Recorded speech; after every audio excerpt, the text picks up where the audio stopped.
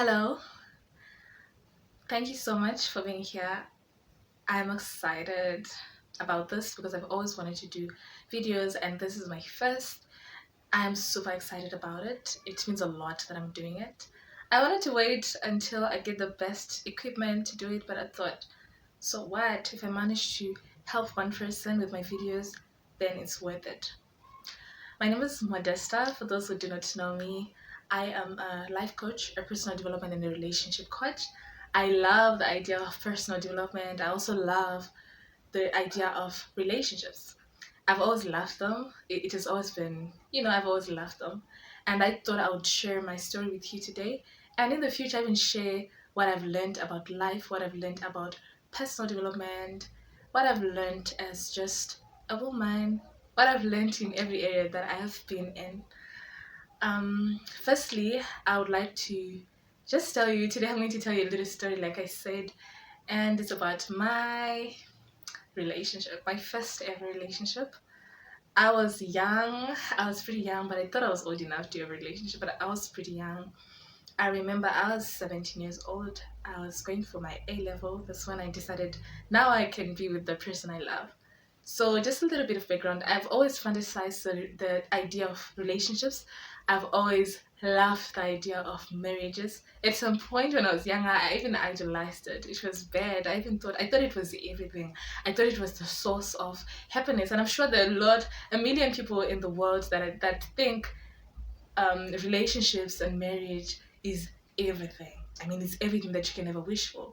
But as I grew up, I realized, oh no, it may not really be the case.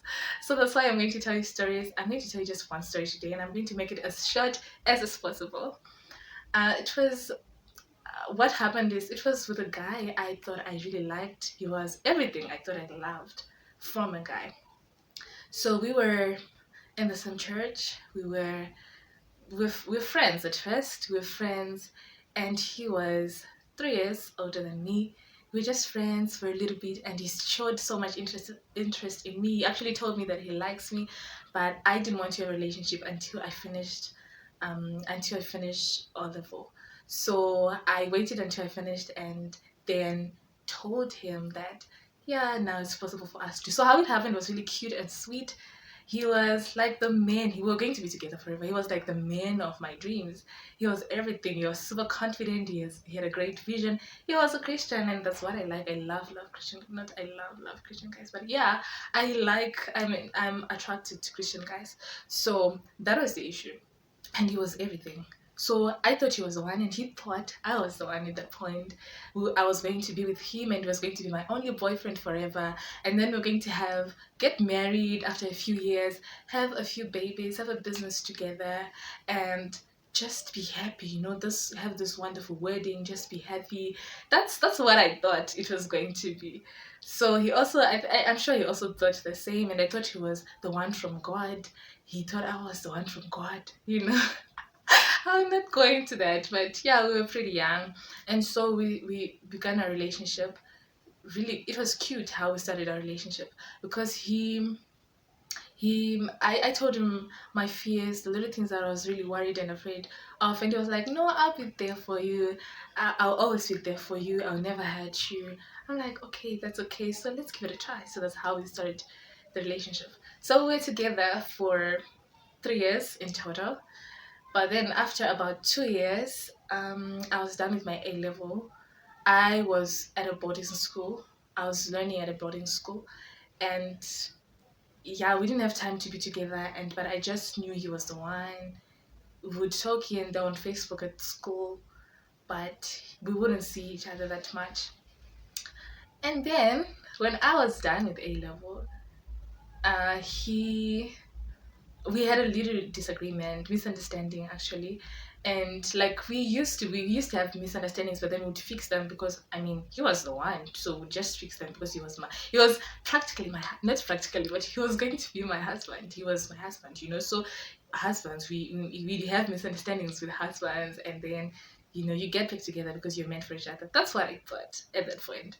So yeah, we after I was done with my A level, I tried to talk to him. We used to communicate over text messages. And I was just seeing that he's low, he wouldn't communicate with me. So I asked him, what is going on? I mean, tell me the truth. If you don't want this anymore, just tell me the truth rather than being quiet and acting weird and all that. And he was really rude because he said, I don't remember the whole message, but then he said, yeah, let it be over between us via text. So it was, whoa, it was a blow. It was unexpected. It was hard. But then I thought, no, I mean, we always get back together. So I thought we were going to get back together. And then after a week, uh, two guys from church came to me and were like, do you know that so and so um, akatizirwa, what do you call it? Someone eloped to his house. I don't know what you call it, but yeah, he got someone pregnant and now they were staying together. So after a week, so I was really shocked because I didn't expect it. And I didn't expect it. I thought we were just having a disagreement and we were going to get back together. So no, that wasn't. He actually had a wife. If you live in Africa, you know that when that happens, then those people are married. Someone gets someone pregnant, they're married. They're husband and wife. That's what happens. So that was it, and it was a shock for me. I remember I was just like, oh, okay, really? And then I went to my room. I was always a strong person, but I mean, what was going on? I went into my room and I didn't really like cry there and then be like, oh, he's gone. I did. But then I was a little bit strong. I just went into my room, closed my door. I knelt down and I prayed. I prayed for a few seconds and then I cried. I cried it out. And then after that, I was okay. I went out and I thought, no, this is not going to make me unhappy. I'm okay. And then I went out. It was really hard for those days because I remember the next Sunday they came to church with the wife, guys. The wife. And she was pregnant. Oh no, it was really hard for me. It was hard for me. And we were a small church, so you just see them and it was really hard. Anyway, fast forward. After a few months, they couldn't stay together. Things were just hard. They couldn't be together because he thought I was the wife.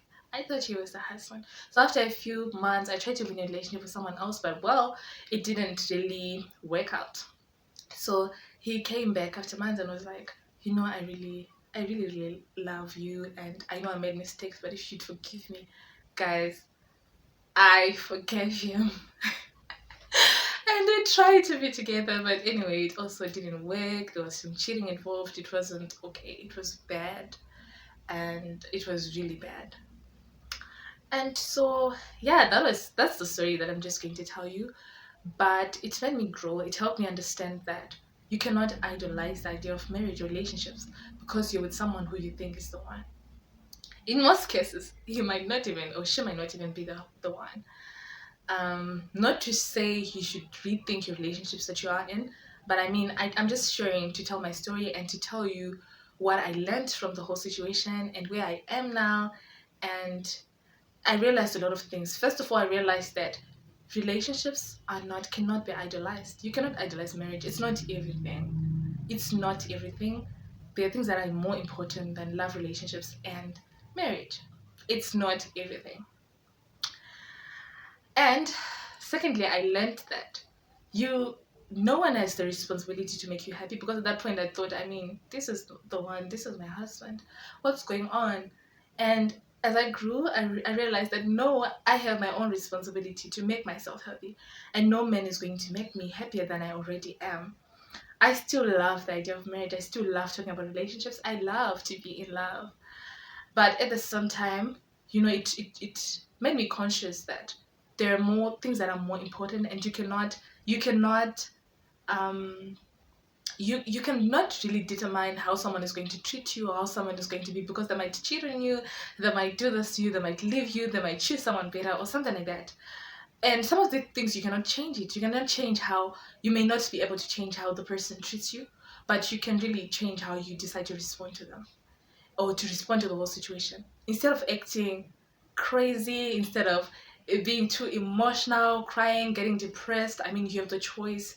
You can make the right choice. You can make the best choice. And it's not the only story that I have, guys. I'll tell you so many stories about so many things that have happened in my life, but it taught me that life is more than relationships.